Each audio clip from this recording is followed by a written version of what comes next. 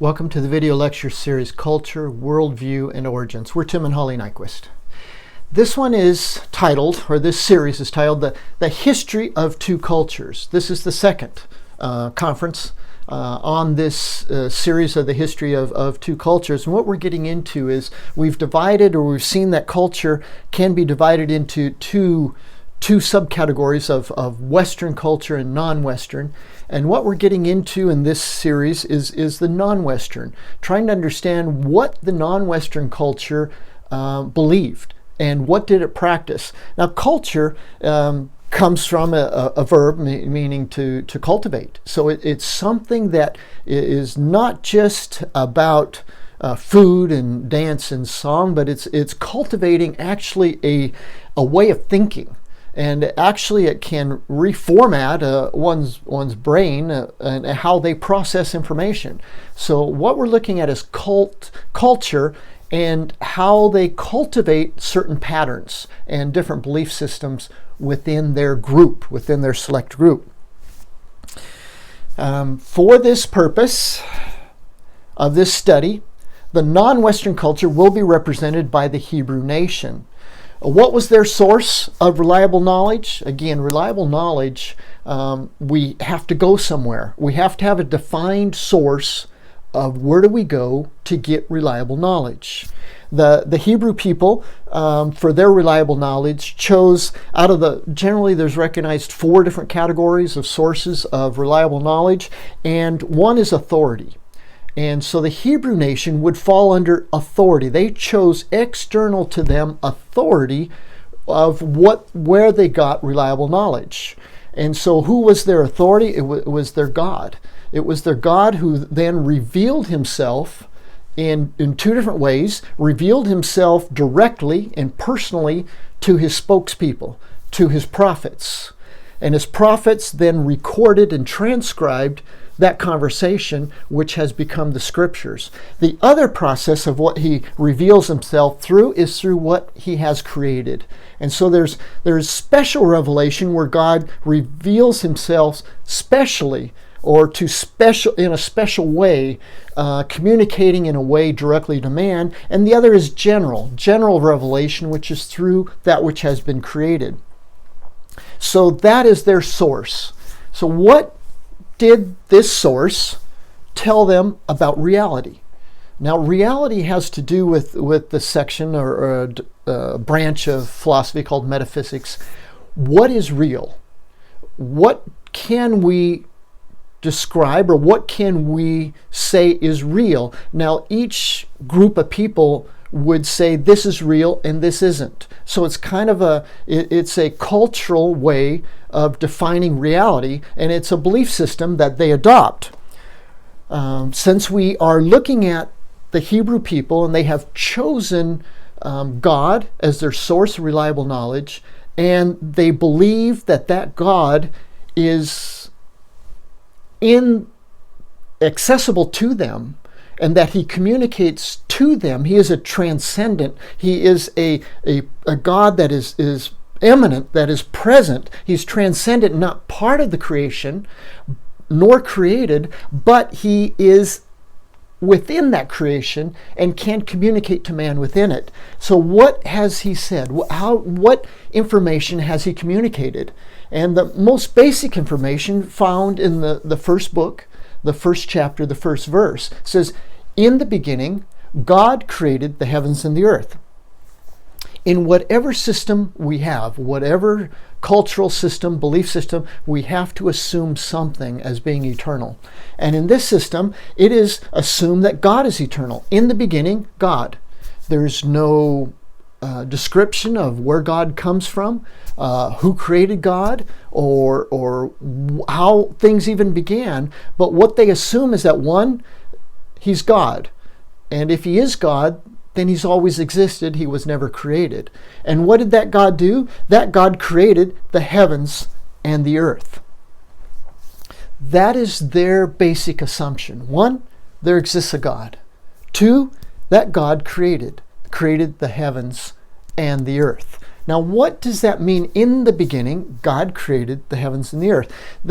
Reading it in English doesn't give the full impact or maybe understanding of the original culture and the original language. So we have to sometimes dive in a little bit deeper and use some different tools to be able to understand, what does that mean? What did that mean to them? Well, the Hebrew term Reshith has been translated in the beginning. In beginning, okay, the beginning comes from the Hebrew term Reshith, and that is the same term translated first fruits in Leviticus chapter 23, verses 9 and 10. It says, Yahweh spoke to Moses, saying, "Speak to the children of Israel and tell them, when you have come into the land which I give to you, and shall reap its harvest, then you shall bring the sheaf of the first fruits of your harvest to the priest." What were they to do? The harvest was just beginning. Was it all mature? Was it all ready? No. There was one section that was marked off that was becoming ripe and mature, and that section marked off was to be harvested and brought to the temple as a first fruit offering.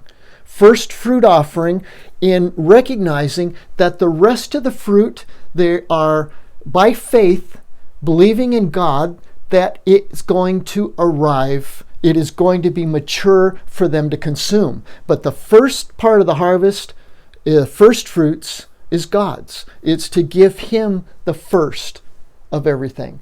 So in other words, the term Reshith that is used in Genesis 1:1, in Leviticus 23, it has the meaning of first fruits, the first of what's coming.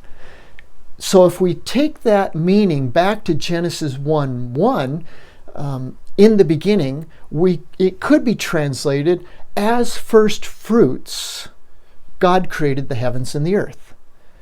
Was He done? Was the first fruits done? Was that the end of it? No, the first fruits was the beginning of a process, of a ripening, maturing process that would then end in the harvest and in the completion of the whole process. So what could we say about Genesis 1:1 is that in the beginning, or as first fruits, God created the heavens and the earth. Were they finished? No, it was the first fruit. It was the first beginning process of maturing. And that would make sense going into the second verse, which we have Genesis 1, chapter 2, or verse 2. It says, "The earth was formless and empty. Darkness was upon the surface of the deep."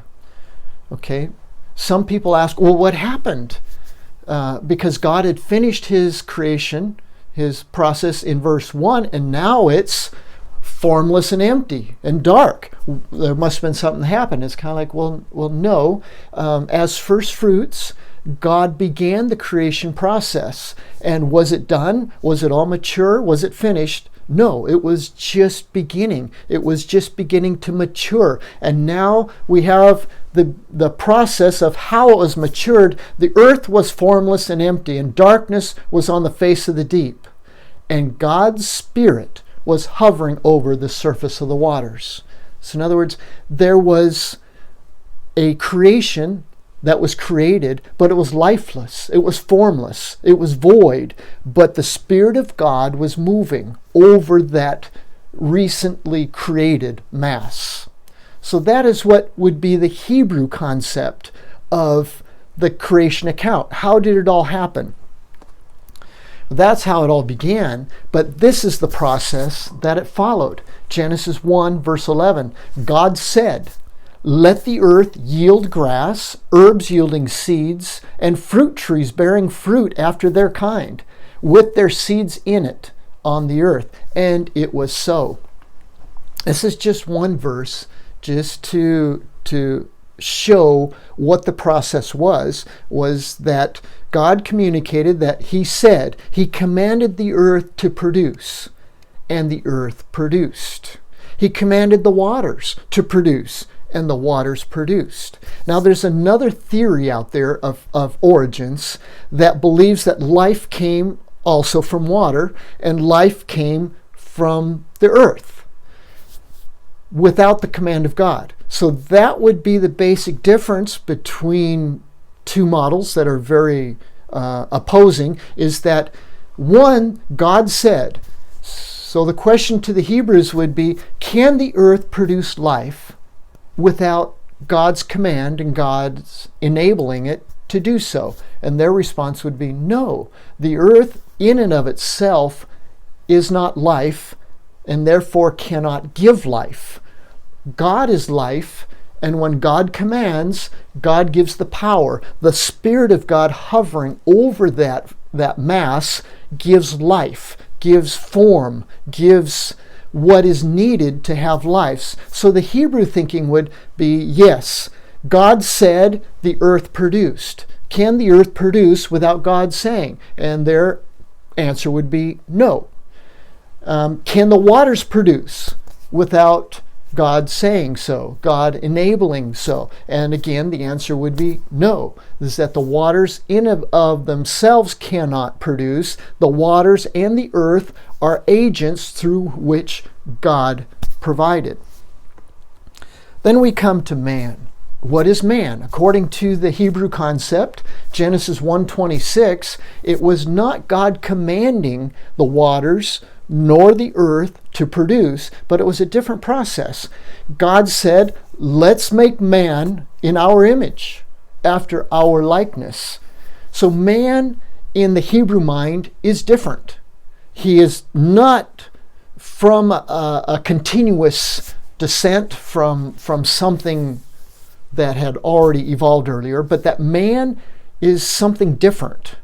Man has capacities. Man was breathed into. Man was created in the image of God, and somehow that's what makes man very distinct. Even though man is created out of the same dirt, and so therefore has a lot of the same chemical composition, same properties, somehow he has a different property that is more than just dirt, that reflects the image of God. So to the Hebrews, they believed that man was different. Man was created by God and directly by God. Genesis 2:7 states, Yahweh, God, formed man from the dust of the ground and breathed into his nostrils the breath of life, and man became a living soul.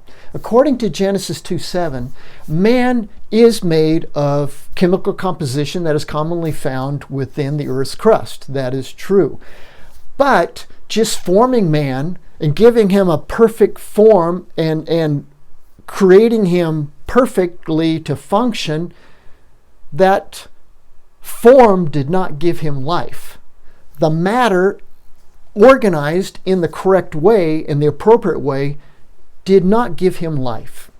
It says that, and God breathed into his nostrils the breath of life, and man became a living soul. Man became a living soul as God breathed into him the breath of life.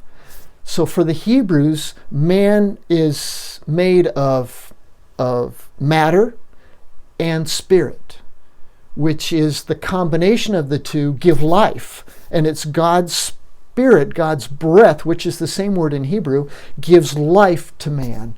And so they believe that man was different from the plant kingdom and from the animal kingdom by being created in the image of God and having God's spirit within them.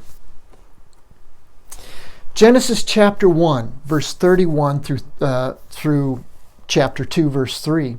God saw everything that he had made, and behold, it was very good. There was evening, there was morning, a sixth day. The heavens, the earth, and all their vast array were finished. On the seventh day, God finished his work which he had done, and he rested on the seventh day from all his work which he had done. God blessed the seventh day and made it holy, because he rested in it from all the work of creation which he had done. This is an account saying that God looked at all that he had created, and behold, it was very good. Today we can look out at that same creation and we can say that it is not all very good. Something happened to it. And we're going to get into that much later in the series on origins. If you care to jump ahead, you can jump ahead to the series on origins, and that kind of explains the state of the earth, of what it is in now and why, and that it is not all very good now, but originally it was. It says that God created in 6 days, and on the seventh day he rested. And on the seventh day he declared it holy, and holy meaning separate, separated off unto him. So the seventh day is holy, and he rested in it from the work of his hands. So for him, he had worked 6 days and rested on the seventh. This is an important concept in the Hebrew mind, Hebrew thinking, because it was communicated to them through revelation by God. Through Exodus chapter 31, verses 12 through 14, says, Yahweh spoke to Moses, saying, Speak also to the children of Israel, saying, Most certainly you shall keep my Sabbaths. Okay? Now they're saying in the law of Moses, when God communicated the law to Moses, that his people are to keep the Sabbath. For it is a sign between me and you throughout your generations, that you may know that I am Yahweh, who sanctifies you, who shall keep the Sabbath. You shall keep the Sabbath, therefore, for it is holy to you. So God is commanding through his servant Moses, saying, you are to keep the Sabbath. It is holy. And the people are to recognize it as being holy. And they are to observe the Sabbath and dedicate the Sabbath unto separation from the world and the world activities and the work, and give thanks to the Creator God of the universe. So that is what the Hebrews were commanded to do. But they were commanded not only to observe a Sabbath every 7 days and to rest from it, but in Leviticus chapter 25, verse 4, it says, But in the 7th year there shall be a Sabbath of solemn rest for the land, a Sabbath to Yahweh.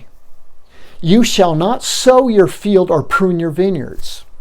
Okay, so now they are commanded, within the commands, they are commanded to observe a Sabbath of years. So every 7 years, they're supposed to let the land rest and just let it grow wild. And they may eat off of what has grown wild, but trusting in the Lord of the Sabbath that he will provide for their needs. But they are commanded to give the land a rest. So that is a part of the Sabbath cycle, is a Sabbath of every 7 days. And then now there's a Sabbath of every 7 years. So now that is what their source of reliable information, reliable knowledge, which is God as revealed through special revelation, through his prophets, and through his communication, and through general revelation, through what he has created. He has told them how to live. He has told them where they came from and where they're going, and what is to happen in between. He has communicated that to them because they live in an open system. They believe in a God that is there, and it's a single God. It's a monotheism, so it's a one God, and they are commanded to worship him and to him alone. So that is what we have in this series. We're ending it now. The history of two cultures. This is number 2 lecture series, number 2 on the culture of non-Western, and what we've gotten into. Now we're going to be getting into more non-Western and then the Western culture. So we'll get into how those two cultures have interacted through history. We're Tim and Holly Nyquist. You can communicate with us through the email that's listed there or through the blog spot. But thank you for accompanying me, and hope to see you in the next one.